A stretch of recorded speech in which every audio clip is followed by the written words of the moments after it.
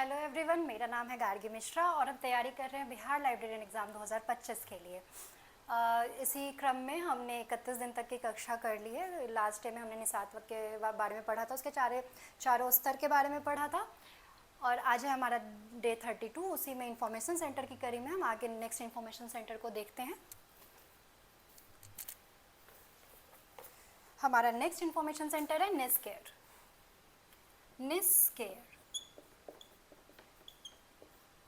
NISCAIR, इसका पूरा नाम है national institute of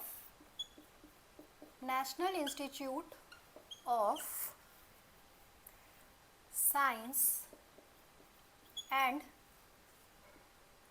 communication and नहीं है, science communication and information resources NISCAIR national institute of science communication and information resources. ठीक है, इसका उद्भव 2002 में दो संस्थाओं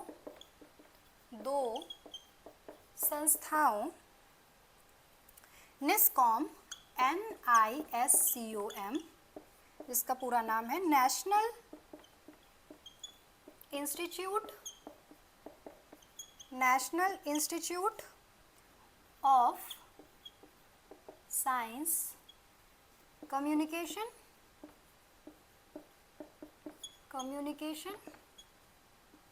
और INSDOC Indian national scientific documentation centre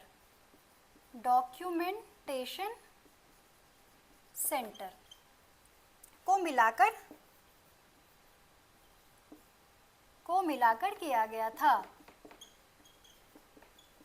मिलाकर हुआ, ठीक है, को मिलाकर हुआ। NISCAIR national institute of science communication and information resources उद्भव कब हुआ? 2002 में दो संस्थाओं को मिलाकर। वो संस्था कौन कौन सी है? एक तो है निस्कॉम और दूसरी कौन सी है? इंसडॉक। निस्कॉम का पूरा नाम है national institute of science communication और इंसडॉक का नाम है Indian national scientific documentation centre.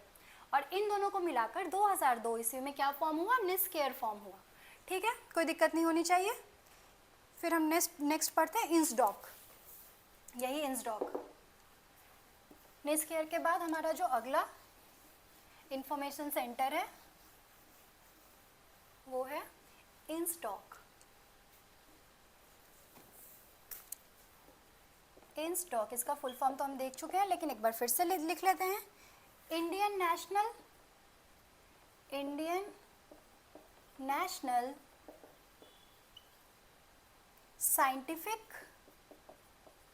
Scientific documentation centre. ठीक है, इंसडॉक।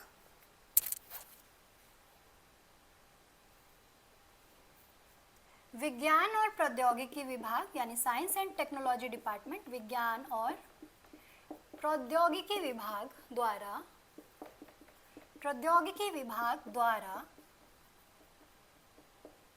सन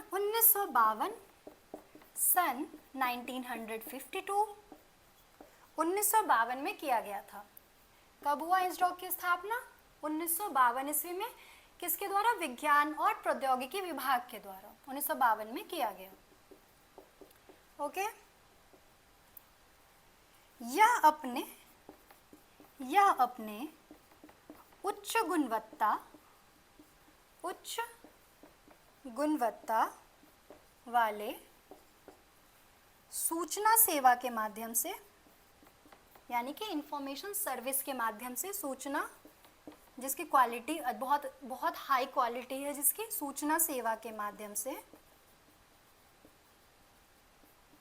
वैज्ञानिक समुदाय को, यानी कि जो साइंटिफिक समुदाय है, वैज्ञानिक साइंटिस्ट का जो समुदाय है, समुदाय को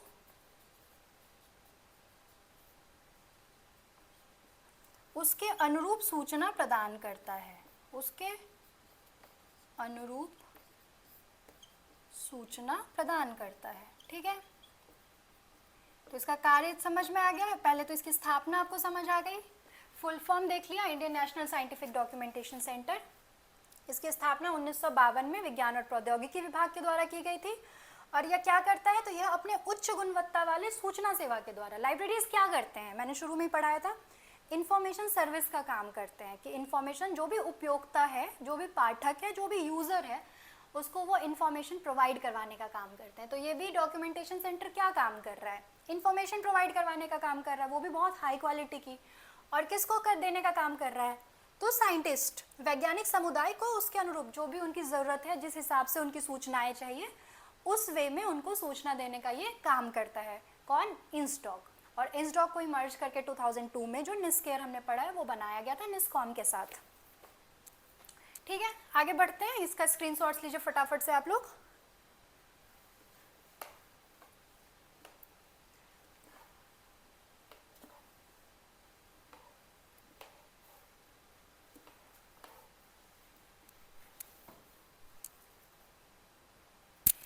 इसका मतलब शोध काम में महत्व, जो भी वैज्ञानिक शोध हो रहा है, जो भी उसमें इसका इतना वैल्यू है ना, जो हम इसको नेग्लेक्ट नहीं कर सकते, नहीं नकार सकते कि ये कुछ काम नहीं कर रहा है। और पर बिना पर्याप्त सूचना के ये काम बिल्कुल असंभव है। इंस्टॉक का मुख्यालय कहाँ है, नई दिल्ली, मुख्यालय नई दिल्ली। ठीक है, नई दिल्ली में है इसका मुख्यालय इंस्टॉक। स्क्रीनशॉट लीजिए। फिर हम नेक्स्ट है नॉस्टॉक। इसके बाद हम लोग नास्टॉक पढ़ते हैं।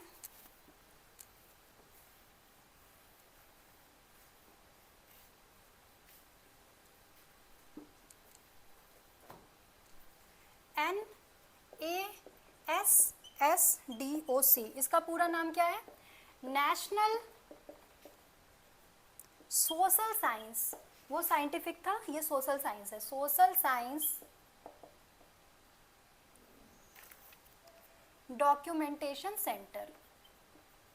नाम से वो आप लोग पकड़ ले रहे होंगे, एक दो पढ़ने के बाद तो वो समझ आ जाता ना आपको कि एक नाम से कैसा काम कर रहा है, डॉक्यूमेंटेशन सेंटर। इसकी स्थापना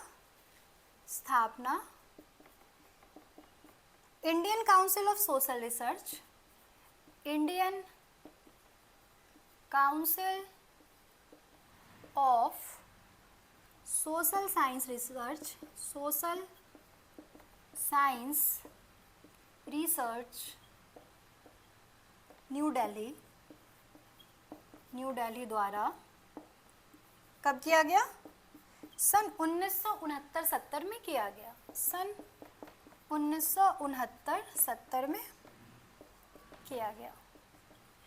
जैसे उसका मुख्य काम क्या था, साइंटिफिक समुदाय में जो है, साइंटिस्ट समुदाय में जो है, उनके अनुरूप सूचना को प्रदान करना है, इंफॉर्मेशन सर्विस देनी है। सेम इसी तरह इसका उद्देश्य सामाजिक विज्ञान के लिए, सोशल साइंस के विकास के लिए सूचनाओं को उपलब्ध करवाना है। ठीक है, एज ए इंफॉर्मेशन सेंटर ये भी सेम काम कर रहा है, इंफॉर्मेशन सर्विस दे रहा है, सूचना दे रहा है। ठीक है, स्क्रीनशॉट्स लीजिए। इसके बाद हम देखेंगे देसी डॉक, नैस्डॉक के बाद।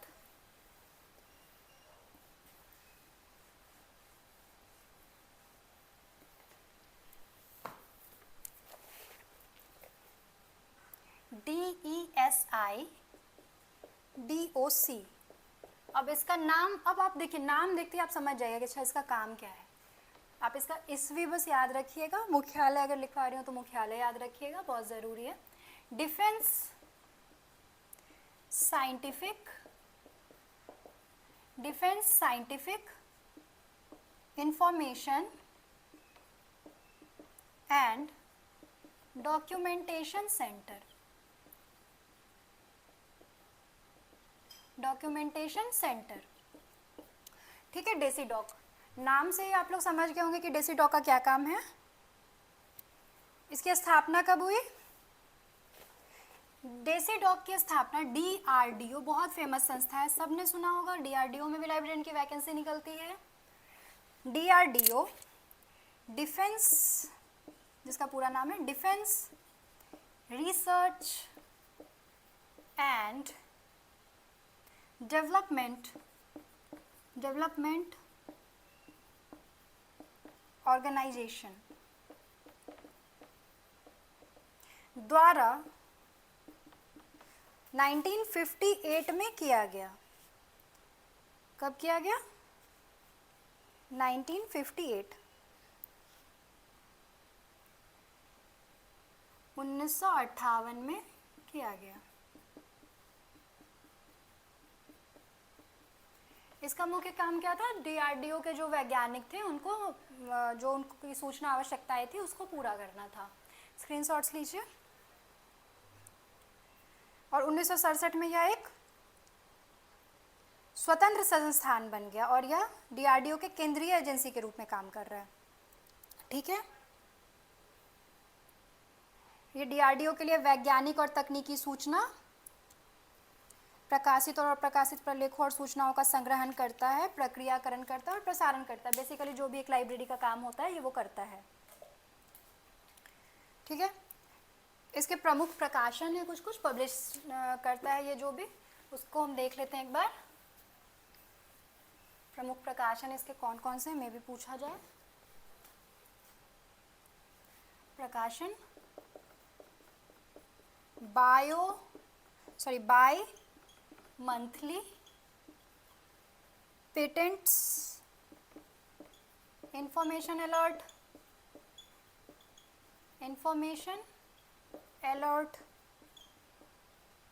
Defence report abstract covering, defence report abstracts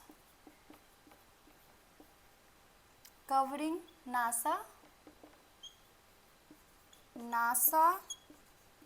NTIS, RAND, DRIC। और भी बहुत सारे हैं इसमें, जैसे the bimonthly indexing service called DESIDOC list, DESIDOC state of the art, RD bulletin, RD digest, popular science and technology, DRDO newsletter जो monthly छपता है, डेसीडॉक बुलेटिन जो बाई मंथली छपता है, त्रैमासिक। ठीक है, इस तरह से इसके बहुत सारे प्रकाशन हैं। अब हम आगे बढ़ते हैं। यूनिसिस्ट आपको याद होगा, मैंने कहा था कि यूनिसिस्ट आगे जाके भी मैं आपको पढ़ाऊंगी।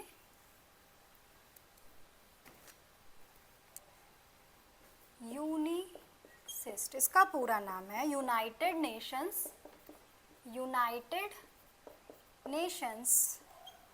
इंफॉर्मेशन सिस्टम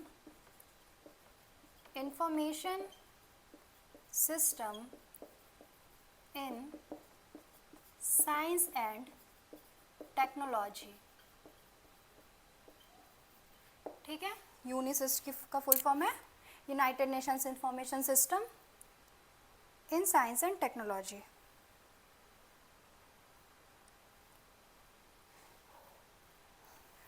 इसका एक और नाम से इसको जाना जाता है जिसको बोलते हैं world scientific information system program. ठीक है, प्रोग्राम ये कब हुआ स्थापित? 1973 ईस्वी में, 1973 ईस्वी में। और इसका क्या काम था? इसका काम था सभी देशों में वैज्ञानिक खोजें जो भी हुई है उनकी पहुंच को सुनिश्चित करना था।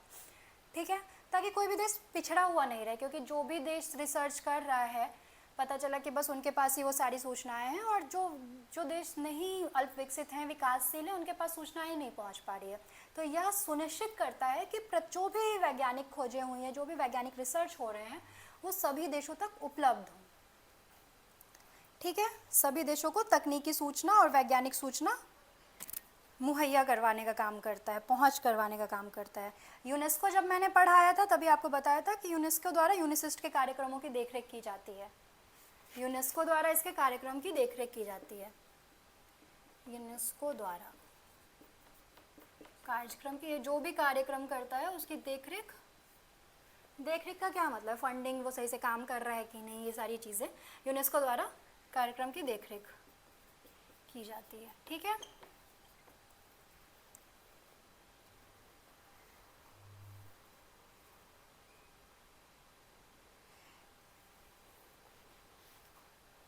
आगे बढ़ते हैं। यूनिसिस्ट में ही हम लोग थोड़ा सा आगे बढ़ते हैं। ये आपने पहले भी पढ़ा है, लेकिन एक जगह पे मैं इसको इकट्ठा करवा देती हूँ। पीजीआई कार्यक्रम के तहत, पीजीआई कार्यक्रम के तहत विकासशील देशों यानी कि डेवलपिंग कंट्रीज, 3 तरह के कंट्रीज होते हैं, आपको पता होगा ना। अर्थव्यवस्था, आर्थिक रूप से देशों को 3 भागों में विभाजित किया जाता है। एक जो विकसित देश हैं, दूसरे जो विकासशील देश हैं, और तीसरे जो अल्प विकसित देश हैं। ठीक है, याद रखिएगा। और इंडिया जो है वो डेवलपिंग कंट्रीज में आता है, विकासशील देश। और जो यूरोपियन ज़्यादातर कंट्रीज़ हैं वो विकसित देशों में आती है, और बहुत सारे कंट्रीज़ ऐसे हैं जो अल्प विकसित देश में के अंतर्गत आते हैं। तो विकासशील देशों को, और बहुत सारे अल्प विकसित देशों को ही एज अ विकासशील देश टर्म किया जाता है। देशों को फ्रीली पोर्टेबल, यूजर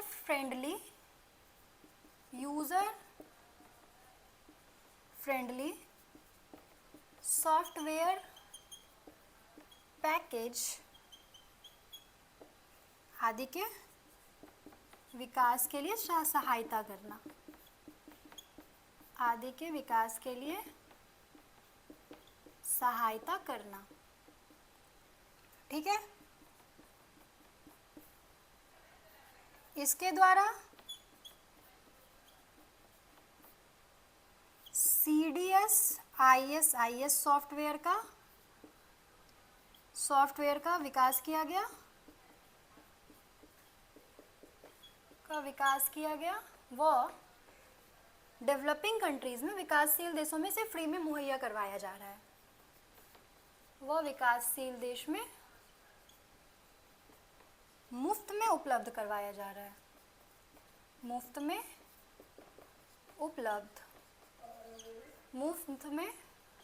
उपलब्ध करवाया जा रहा है। ठीक है, स्क्रीनशॉट्स लीजिएगा। पीजीआई के लिए, पीजीआई कार्यक्रम के तहत विकासशील देशों में फ्रीली पोर्टेबल का यूज़ किया जाता है। ठीक है, फिर हम आगे बढ़ते हैं। पीजी कार्यक्रम के तहत विकासशील देशों की क्या करता है, ये इंफॉर्मेशन सेंटर में मदद करता है। इसके बाद हम आगे बढ़ते हैं। इसके बाद हम आगे बढ़ेंगे INIS, INIS।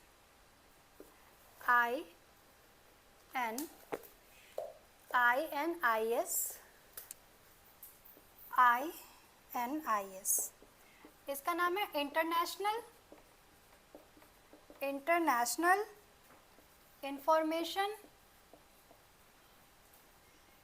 Information system. इसका नाम है इंफॉर्मेशन सिस्टम। INIS का जो विकास है, INIS का विकास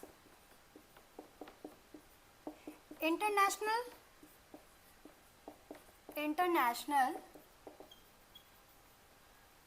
एटॉमिक एनर्जी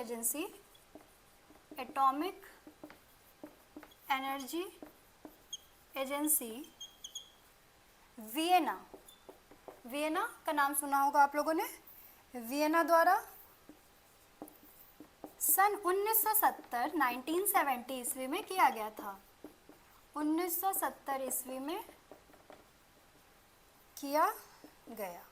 ठीक है, यह एक वैश्विक संस्था है, यानी वर्ल्ड वाइड संस्था है। यह एक वैश्विक संस्था है जो आणविक ऊर्जा यानी कि न्यूक्लियर एनर्जी, आणविक ऊर्जा जिसको हम कहते हैं न्यूक्लियर एनर्जी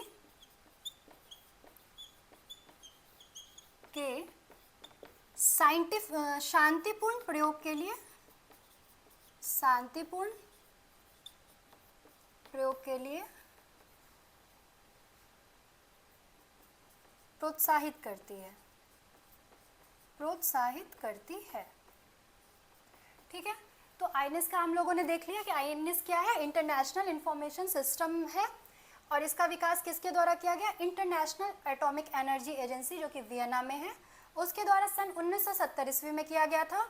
और यह क्या करती है, यह एक वैश्विक संस्था है जो आणविक ऊर्जा जो है, न्यूक्लियर एनर्जी जिसको हम बोलते हैं, न्यूक्लियर एनर्जी से बहुत सारी यूज़ होती है, बिजली आप पैदा कर सकते हो, यानी वो ऊर्जा का बहुत अच्छा सोर्स बन सकता है। और ऊर्जा विकास के लिए कितना ज़रूरी है सबको पता है। जो हम अभी कोयला वगैरह पे काम कर रहे हैं जिससे वातावरण भी प्रदूषित हो रहा है, उन सबका बहुत अच्छा एक तरह से सब्स्टिट्यूट है आणविक एनर्जी, न्यूक्लियर एनर्जी। तो न्यूक्लियर एनर्जी के शांतिपूर्ण प्रयोग के लिए, कि शांतिपूर्ण रूप से आप इसका उपयोग करिए, उसके लिए क्या करती है, प्रोत्साहित करती है। कौन सी संस्था, आईएनएस संस्था, जिसका पूरा नाम है इंटरनेशनल इंफॉर्मेशन सिस्टम। ठीक है, आगे बढ़ते हैं। सॉरी, इंटरनेशनल इंफॉर्मेशन सिस्टम के बीच में ये न्यूक्लियर छूट गया है, nuclear, international nuclear information system, लिख लीजिएगा, इंटरनेशनल न्यूक्लियर इंफॉर्मेशन सिस्टम। ठीक है, इन्हें हमने पढ़ा। अब हम आगे बढ़ते हैं। एग्रिस, AGRIS,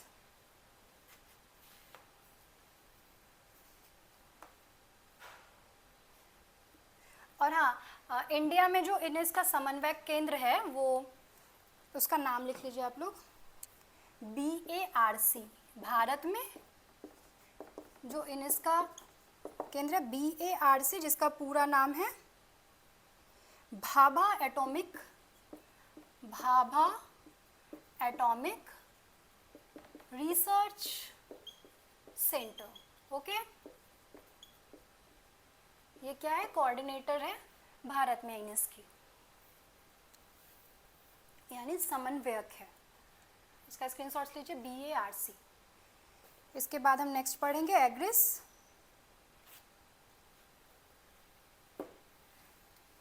नेक्स्ट है हमारा एग्रिस, AGRIS। इसका पूरा नाम है इंटरनेशनल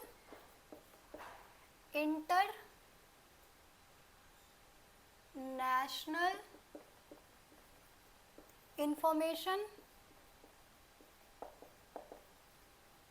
सिस्टम ऑन एग्रीकल्चर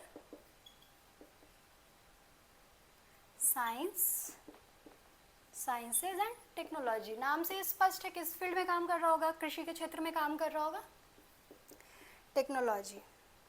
ठीक है, कृषि संबंधी सूचना का जो आदान प्रदान अंतर्राष्ट्रीय स्तर पर हो पाए, इसके लिए बहुत ज़रूरी समझा गया कि एक ऐसी संस्था होनी चाहिए। और इसी क्रम में एग्रिस की स्थापना हुई। यूएनओ के यूनाइटेड नेशनल ऑर्गेनाइजेशन के खाद्य और कृषि संगठन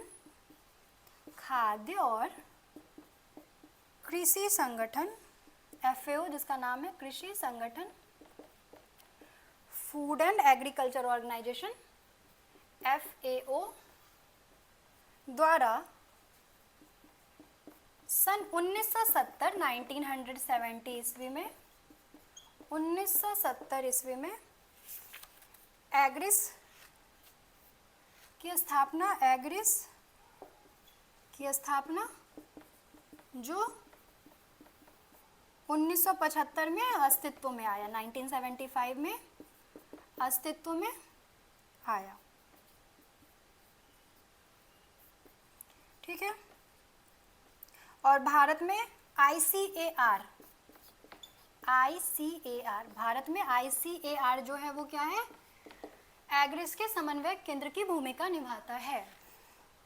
ठीक है, ICAR, इसका स्क्रीनशॉट्स लीजिए, फिर हम आगे बढ़ते हैं। एग्रिस के बाद है हमारा मेडलर्स।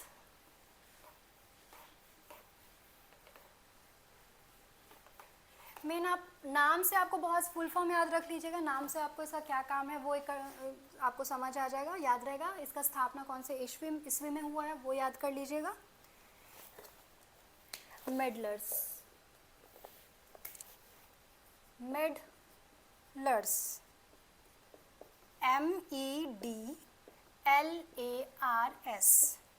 मेडिकल, इसका पूरा नाम है मेडिकल लिटरेचर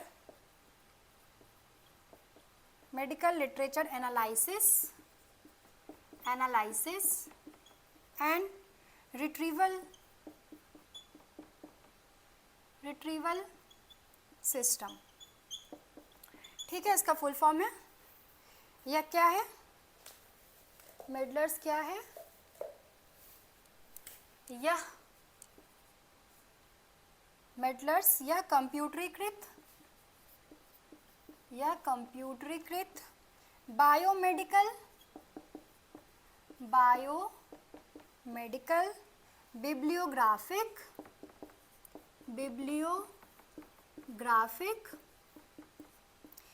रिट्रीवल सिस्टम है। ठीक है, बायोमेडिकल यानी कि बायोमेडिकल क्षेत्र से रिलेटेड। बिब्लियोग्राफी आपने पढ़ा ही था कि बिब्लियोग्राफी क्या होता है, रिट्रीवल पुनर्प्राप्ति, कि मतलब जो भी उससे रिलेटेड बुक्स वगैरह हैं, जो भी इंफॉर्मेशन है वहाँ से आप जाके मेडलर्स से जाके आप उसको तुरंत में निकाल सकते हैं। सिस्टम है जिसकी शुरुआत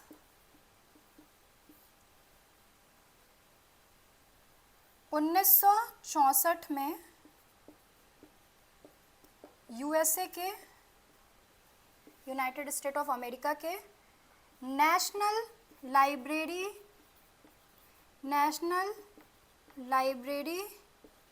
ऑफ मेडिसिन द्वारा किया गया था,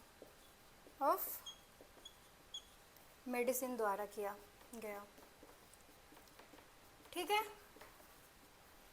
शुरुआत कब हुई, 1964 में, national library of medicine USA के द्वारा। ठीक है, इसका स्क्रीनशॉट्स लीजिए, फिर इसी में एक और फैक्ट है जो हम देखेंगे।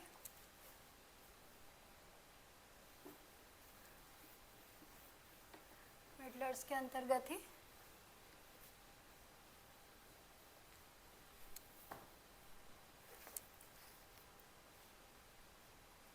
उन्नीस सौ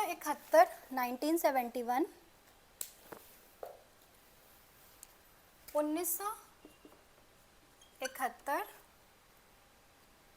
से इसका ऑनलाइन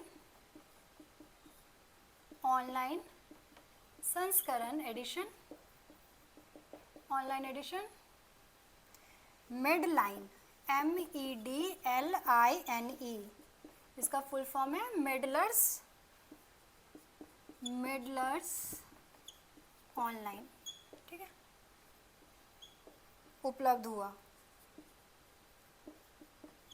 जिसका उपयोग सभी मेडिकल पुस्तकालय कर सकते हैं। ठीक है, और सूचना पुनर्प्राप्ति के लिए इसमें किसका, सूचना पुनर्प्राप्ति हेतु सूचना पुनर्प्राप्ति के लिए इसमें